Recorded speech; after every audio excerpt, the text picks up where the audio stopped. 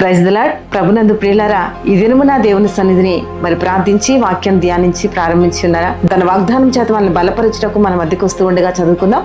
ఎఫెసీయులకు రాసిన పత్రిక 3వ అధ్యాయం 20వ వచనంలో, మనలో కార్యసాధకమైన తన శక్తి చొప్పున మనము అడుగు వాటన్నిటికంటేను ఊహించు వాటన్నిటికంటేను అత్యధికముగా చేయ శక్తి గల దేవుడు అని ఈ మాటను ప్రభు మనకు వాగ్దానంగా ఇస్తూ ఉన్నాడు. నువ్వు చేస్తున్న ప్రతి పనిలోనూ, నువ్వు చేస్తున్న ఉద్యోగంలోనూ, నువ్వు చేస్తున్న బిజినెస్లోనూ, నీ యొక్క చదువులోను, నువ్వు ఉంటున్న ప్రతి స్థలమందు నీవు అడిగిన దానికంటేను ఊహించిన దానికంటేను అత్యధికమైన కార్యాలు చేయుటకు సర్వశక్తి గల దేవుడై ఈ దినమున దేవుడు నిన్ను ఆదుకొనుచున్నాడు.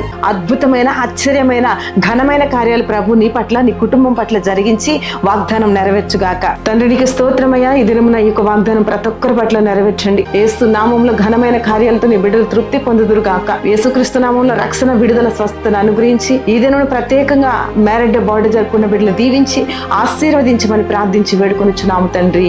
ఆమేన్.